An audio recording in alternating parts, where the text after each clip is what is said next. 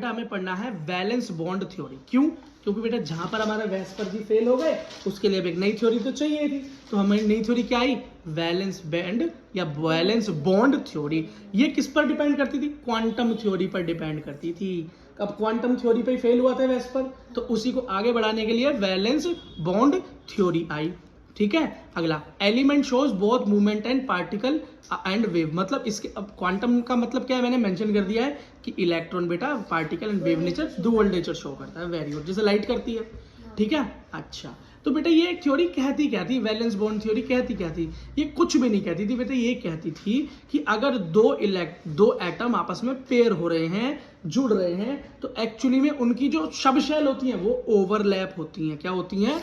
Overlap होती हैं, एक दूसरे के ऊपर जुड़ती हैं, एक दूसरे के ऊपर जुड़ जाती हैं, चिपक जाती हैं, थोड़ा सा एक दूसरे के ऊपर चढ़ भी जाती हैं। क्या? थोड़ा सा पार्शियली उसके ऊपर चढ़ भी जाती है। मैं जरा समझाता हूँ, देखो according to theory a covalent bond is form between two atoms and overlap of half filled valence atomic orbital of each atom containing unpaired electron. सीधी सी बात है, देखो जब आपके पास अनपेयर्ड इलेक्ट्रॉन होंगे, मतलब इलेक्ट्रॉन का पेयर बनाना है आपको, ऑक्टेट पूरा करना है अपना, तभी तो पेयरिंग होगी, तभी तो कोवेलेंट बॉन्ड बनेगा। और जब कोवेलेंट बॉन्ड बनता है, ये कहते हैं कि आपकी जो ऑर्बिटल्स है वही sp-df छोटी वाली, आपको पता ना शेल होती है, फिर उसके अंदर सब शेल के अंदर ऑर्बिटल होता है। तो जो ऑर्बिटल होती है क्या होती है? जैसे दो एटम आपस में मिल रहे हैं तो ऑर्बिटल थोड़ा सा जब पेयर हो जाते हैं तो एक दूसरे के ऊपर थोड़ा सा चढ़ जाते हैं। क्या है? थोड़ा सा चढ़ जाते, पूरी तरीके से नहीं, थोड़ा सा चढ़ जाती हैं, एकदम पास आके थोड़ा सा चढ़ जाती हैं। देखो बेटा ऐसे है, ये मानो मेरे दो हाथ हैं, ये एक एटम है, ये दूसरा एटम है। जब दोनों एटम आपस में आ गए, अब ये इनका और मजबूत कनेक्शन कब बनेगा? तब हम ऐसे कर लेंगे, ऐसे ऐसे। अब इसे तोड़ना मुश्किल है ना, तो बेटा इसी तरीके से दो एटम आपस में जुड़ जाते हैं और इसे बोलते हैं ओवरलैप। हल्का सा ओवरलैप हो जाता है सब शेल्स का, बाहर वाली का, है ना, समझ गए? वैलेंस शेल वालों का।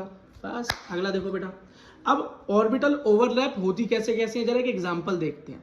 एग्जांपल हमने लिया हाइड्रोजन का, H2, क्या H2 मॉलिक्यूल का, एक HAH ऐसे तो बनता है। अब हाइड्रोजन में कितने इलेक्ट्रॉन होते हैं? एक। तो बेटा हमारे वैलेंस शेल मतलब बाहर आउटर मोस्ट में कितना? एक ही है। बीच में न्यूक्लियस, इलेक्ट्रॉन होता है नेगेटिव और सेंटर और न्यूक्लियस होता है पॉजिटिव। देखो सबसे पहला इसके अंदर अट्रैक्शन फोर्स होगा। अट्रैक्शन फोर्स कहाँ होता है बेटा? डिफरेंट अपोजिट साइन के बीच में, प्लस का माइनस से और माइनस का प्लस से अट्रैक्शन होता है। ठीक, तो ये देखो ये जो इलेक्ट्रॉन है हमारा फर्स्ट वाले एटम पे, फर्स्ट वाले हाइड्रोजन एटम पे जो वैलेंस शेल इलेक्ट्रॉन है बाहर वाला, इसका अट्रैक्शन किससे हो रहा है? इसका अट्रैक्शन हो रहा है इस दूसरे वाले के न्यूक्लियस से, क्योंकि न्यूक्लियस पॉजिटिव है।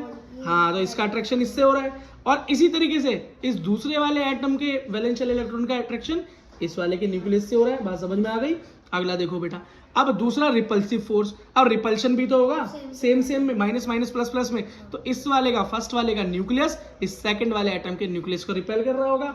और हमारा वेस्पर थ्योरी के अकॉर्डिंग, और वेस्पर थ्योरी ना भी हो तो नॉर्मल भी देखो, माइनस माइनस चार्ज, तो ये वाला इलेक्ट्रॉन वैलेंस शेल का इसके वैलेंस शेल के इलेक्ट्रॉन को रिपेल कर रहा होगा। बात समझ में आ गई? तो बेटा ये दोनों जुड़ेंगे कैसे? तो बेटा ये जब ही जुड़ेंगे तभी ओवरलैप करेंगे, जब ही जुड़ेंगे जब इनका अट्रैक्शन फोर्स ज्यादा होगा, रिपल्सिव फोर्स कम होगा। और सीधी सी बात है बेटा, इन केस में कोवेलेंट बॉन्डिंग के केस में अट्रैक्टिव फोर्स ज्यादा ही होती है और रिपल्सिव कम होती है, तभी तो आपस में जुड़ पाते हैं, नहीं तो जुड़ते ही नहीं। समझ गए? तो ये क्या कहते हैं कि भैया जब दो एटम आपस में आते हैं तो अट्रैक्टिव फोर्स और रिपल्सिव फोर्स दोनों मिलकर जीरो हो जाते हैं, जिसकी वजह से उस एटम की एनर्जी क्या हो जाती है? कम हो जाती है। क्या हो जाती है? मिनिमम हो जाती है। एनर्जी मतलब दूर भागने की। अब दूर नहीं भाग रहे, अब जुड़ गए तो क्या हो गया? स्टेबल हो गए। क्या हो गए?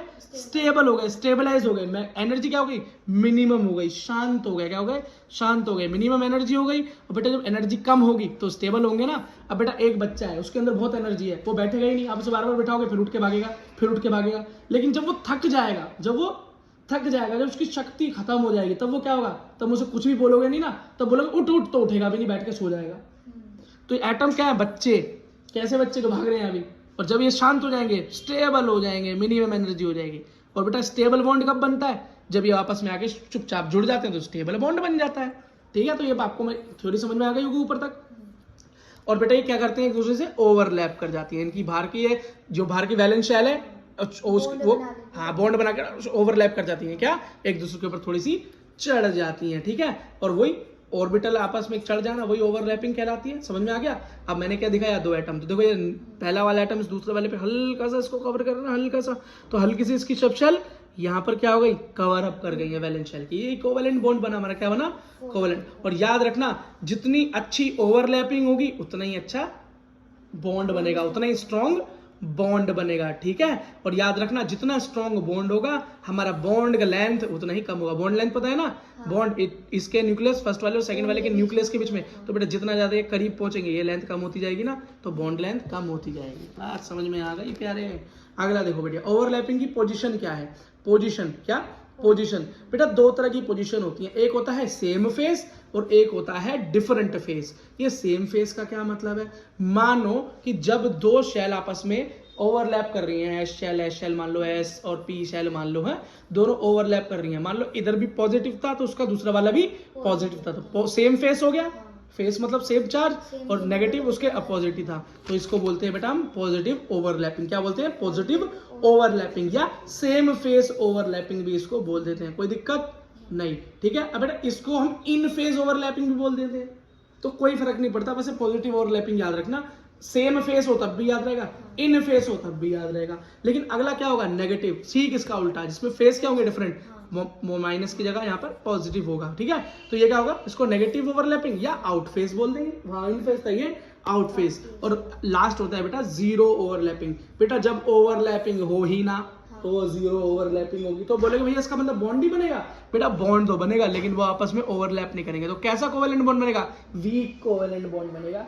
वीक बनेगा ना, इतना दूर है, जुड़े नहीं ढंग से, मेरे हाथ क्या रहे, ऐसे रहे, जुड़ तो गए नाम को लेकिन मजा नहीं आया। समझ में आया, कि जब तुमको क्लास में कोई टीचर उस बच्चे के साथ बिठा दे जिसके साथ तुम पसंद नहीं करते, तो मुस्कुरा के तो दिखाओगे टीचर को, लेकिन बात नहीं बनेगी, है ना। अगला देखो भाई, अब based on type of overlapping covalent bond are divided in further types.